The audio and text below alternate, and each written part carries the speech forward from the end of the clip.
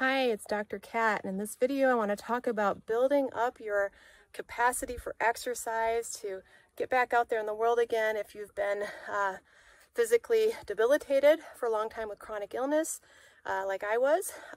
I've got some tips for you.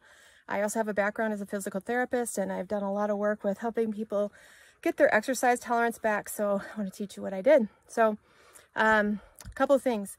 First of all, choice. You need to choose the activity that you're going to do and not do something because you think you should or push yourself. It needs to be a choice. So you're like, I choose to do this. I choose to do this walk, whether it's up like what I'm doing right now at getting to the top of a cliff and getting to see this amazing view, or if it's literally just walking around the block because that's your capacity, or maybe it's even just walking out to the driveway and back, because I've been there too. But it needs to be a choice. I choose this. I want to do this, and that choice leads. Then as you're going along, you might notice that your thoughts start going into fear, like, oh my gosh, I'm afraid I might crash if I do this, or they might go into what happened in the past. Last time I did this, X happened, and I ended up in bed for several days. So your mind starts to go into the future or the past to try to make sure that this activity is safe. And the important thing that you need to do there is you need to stop all future and past thinking, and you need to come right into the present moment. So for me, when I started getting back into activity and you know, getting my endurance back, it was always like, I'm right here, I'm right here, I'm right here. Every single step, I'd look at my feet and I'd say, now, now, now. And I'd look at the trees around me, and I'd really just notice where I was and would not let my thoughts go into the future or the past. And every time that I started to worry, I'd tell myself, it's not helpful. It's not helpful. I'm right here. I'm choosing this. This is what I want to be doing.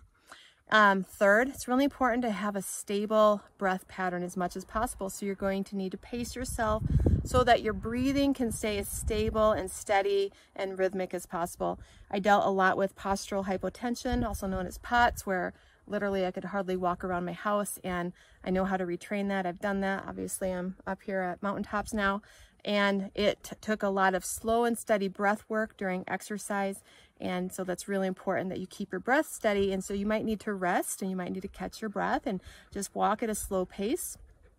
And so keeping your breath steady is really important. And then lastly, just know that your body is going to have some resistance whenever you start doing anything new.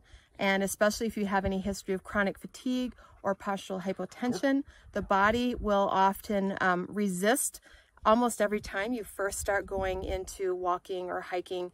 Like for me, the first 5 to 15 minutes were always the worst. I would have a lot of body sensations that I had to just, you know, be present with and continue a steady pace with, and not go into future thinking, and do my best to keep my breath. And once I did that, it's almost like the body, the nervous system, the musculoskeletal system start to get into a rhythm. And for me, after, you know, 15 minutes or maybe 10 minutes, my body would then all of a sudden just loosen up, and I'd be able to walk a lot longer. So I kind of had to get through this threshold, and I was very slow and steady. Now at first, I was literally just walking down the street, so it might have been a 2-minute walk, but I just kept doing that. So just expect the threshold, really, really normal. Keep your breath steady, keep choosing, stay in the present moment, and slow and steady wins the race. And eventually I think you can be up at the top of a mountain like I am right now. So hope that helps, and have a great day.